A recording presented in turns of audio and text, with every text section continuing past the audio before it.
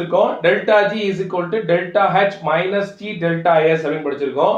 எனக்கு delta G நெகட்டிவா வேணும் அப்படின்னா, எனக்கு டெல்டா ஜி நெகட்டிவா வேணும்னா கண்டிப்பா டெல்டா எஸ் என்னவா இருக்கணும், எனக்கு டெல்டா எஸ் என்னவா இருக்கணும், எனக்கு பாசிட்டிவா இருக்கணும். அப்போ உங்க ரியாக்ஷன்ல டெல்டா எஸ் பாசிட்டிவா இருந்தா தான் அது டெல்டா ஜி நெகட்டிவ்க்கு வரும். அப்பதான் அந்த ரியாக்ஷன் ஸ்பான்டேனியஸா இருக்கும். சொல்ற விஷயம் புரியுதா உங்களுக்கு? ஸ்பான்டேனியஸ்னா எந்த ஒரு எக்ஸ்டர்னல் ஃபோர்ஸ் இல்லாம தானா நடக்கக்கூடியது. அப்படி வேணும் அப்படின்னா டெல்டா எஸ் நெகட்டிவா இருந்தா தான் டெல்டா ஜி பாசிட்டிவா மாறும்.